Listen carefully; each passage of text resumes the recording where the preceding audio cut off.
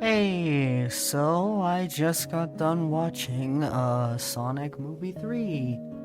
As you can see by the fact that my review is on screen right now. So I thought I'd give just a little bit of my unscripted thoughts now that I've had a few hours to sit after watching the movie. I didn't go see it officially because I really didn't want to, even though I know a lot of people will. The whole controversy surrounding Paramount ultimately led to me not deciding to go see it. That was my own preference. I'm not gonna judge people who do decide to go see it. I know it's something that's been in a lot of Sonic fans' minds for basically since the film was announced. And I don't mean to label them as supporters of the thing that Paramount said that they support in their statement almost a year ago, which they have contributed to organizations that do support that. I'm not gonna say what it is, but if you know, you know. But yes, I have been very strongly against seeing the movie in theaters, so I just got a camera, and I'm not ashamed of that. But I guess onto the movie itself. I did not like it. As you can see here, I guess I can just kind of read out my letterbox review, and I'll go on from there. Spoiler warning from here on out. It says, It's kind of mediocre in spite of being the best in the trilogy. It did have some pretty good moments, and I appreciate the better pacing and less humans, but it's still filled with too many unfunny jokes, out of character moments, and so on and so forth. Gerald especially is terrible through the whole thing, but the shadow stuff was done well, and I think he was easily the best part. Post-credit scene went hard as fuck though. And I mean, that's basically my thoughts. I know it's not a very complex review, so I guess I can get into the depths of it a little bit more, not to say the thick of it, because anyway. First off, I think the whole movie looked pretty good for the most part. There were a couple of shots where Sonic's model looked pretty ugly, and I wasn't really a fan of a bunch of the CG effects in the gun sequence, specifically on the part where they changed to Tom's face really fast. That's a joke that they do. But for the most part, I think the effects through the whole thing were great. I like them a lot. I think they were pretty well done. I know I'm just saying the same thing over and over again, but whatever. Effects are good.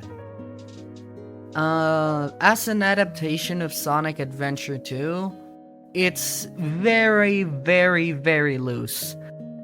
Basically, they just do, basically the plot can be summed down in things that they share to, Shadow gets freed from a military base, Sonic escapes from a plane, they frame him for a crime. In the game, it's the thing Shadow does, but here it's stealing a gun agent's card. Then they go to Prison Island, and the things that happen in Prison Island are completely different. Then it's straight to the end where it's Gerald plans to they plan to use the Eclipse Cannon to take over the world. Well, Eggman plans to take over the world, but then it's revealed that Gerald wants to destroy it, and then Shadow turns good and they save everyone. That's about as much as it shares as an adaptation. But even then, I think it kind of does those elements There's also the thing with Shadow and Maria. Overall, I think it does those elements much, much worse than the games themselves. Because it's only an hour and 40 minutes, and granted, Sonic Adventure 2 is not that long of a game. It's only 3 to 4 hours at most, but even then, that game feels like it's better, I don't know, it feels like things have a lot more weight to them, I suppose. Where it's oh shit, this is a major threat that is going to be very important. And they kind of just like skip straight to the end of the story from the middle point. Because like, yeah, Eggman gets the eclipse cannon and stuff, but I really feel like there should have been something more going on in the, I know it's called just the eclipse cannon, but I'm just gonna call it the arc. I feel like they should have been more stuff in the arc than there actually was. The whole movie had really weird pacing, in my opinion, because like the first 20 minutes they just like rush you through like boom, Sonic and friends, boom, Tokyo, and I don't know, it just feels kind of sudden, I suppose. I think there should have been much more downtime where like the characters get to interact and stuff. It just felt weird, I don't know. Speaking of which, the characters. Okay, starting with the good. Shadow was great. I really liked him throughout the whole thing. He felt mostly accurate to SA2, and while I feel they should have had a little more to his character, beyond just like, oh, I'm gonna seek revenge or whatever. And I do like the thing that they do though, where they like, make Maria's connection with him and Tom's connection to Sonic be like kind of mirrored, since they're both meant to be like opposites.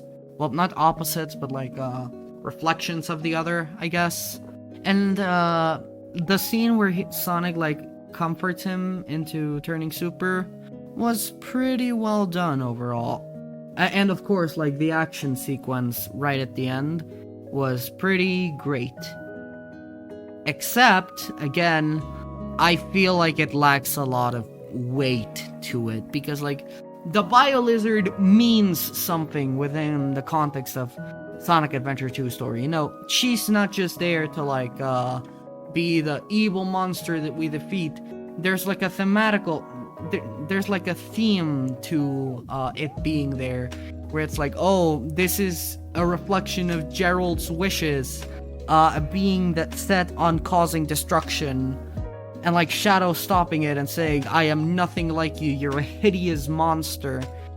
I don't know, that feels like it has a lot more impact than just, they turn super, they fight a bunch of gun robots, and then Shadow dies. Sonic was better than in the first two movies, but he's still pretty bad, I'd say. Like, they still have him quipping and making those fucking pop culture references all the time. And like, I get it, okay? He's meant to be a little kid in this universe, but like, he doesn't feel like Sonic the Hedgehog. He feels like a generic movie character that exists. Tails was just kind of there for the most part. I like how him, Sonic, and Knuckles kind of form this little team dynamic, but he doesn't really add much, because he also lacks that moment where like Sonic dying, well, he thinks he dies, that sort of like serves as a catalyst to continue his arc in Sonic Adventure 1, but that's just not here because they skipped straight to the end. Knuckles was okay, like he has some pretty, he has nice moments, but I never really got that much of an impression from him. Agent Stone was pretty well handled, I'd say. I liked him a bunch, but that's mainly just because he's my favorite character in these movies. I think he's like so fucking adorable, and I love the little gay relationship he has with Robotnik, which like they don't want to say it, but come on, everybody knows. The other humans, Tom and Maddie, were fine. I didn't mind them as much. Thank fucking God they didn't have Rachel other than like for one joke. I really thought she was annoying as hell. And of course, we gotta talk about my man, my goat, Wade Whipple, who may only have a minute and a half of screen time, but goddamn, it's good to see him. He's thriving. He is thriving and striving. I fucking love that guy. I was literally whippling my Wade when he got on screen. The music was pretty okay. definitely an improvement over the first two. It felt much more like a Sonic-y soundtrack. And of course, I like when they played Live and Learn because I'm a fucking Sonic fan. Of course I dig that. I also like the fucking line where it's like, talk about low-budget flights, no food or movies, we're out of here. But that's just because, like, that's the line in Sonic Adventure 2, so I don't really count that. Okay. More stuff to talk about. I guess we can talk a little bit about the story itself, because, like, oh, no, wait, that's right. Gerald, right, I almost forgot to talk about Gerald. He is the worst part of the movie. He is awful. I do not like Gerald whatsoever. He literally just feels like he's there to be a second Eggman, but more extreme. It's literally just the same thing as having Eggman Nega in the movie. And like, I do not like it. I think it fucking sucks. Like, his character is just funny old guy. Wahaha. He doesn't even feel like Gerald Robotnik. Besides, like, him wanting to actually destroy humans instead of just, you know, wanting the same thing as Eggman. That's literally the only difference. Eggman himself, right, also almost forgot about him. He's fine. He's okay. Jim Carrey has this sort of, like, leaning into his goofier, wackier side because he's Jim Carrey. Of course he does that. And I think it does a fine job at it here. It never gets over the nose like it could in Sonic 1 or Sonic 2. I like the scene where, like, Stone fucking helps him, like, get back in the groove of things. I thought that was pretty fun.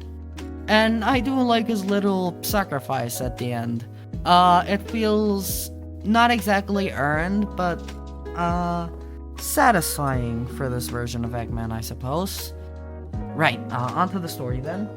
It's, like, in and of itself, without it being an adaptation of Sonic Adventure 2, it's kind of meh. Because, like, it basically just jumps between three major action sequences, which is, Tokyo, then the infiltration of Gun HQ, then the Ark. You can really tell those last two are back-to-back, like, instantly. There's no build-up beyond that. And, like, it's okay. It's fine. The gun things were really not that interesting. Again, the Maria stuff was handled pretty well, I'd say, even if it's different.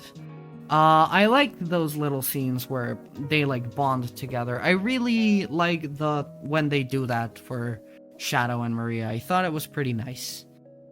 But, again, climax feels rushed. There's not a lot of thematic things.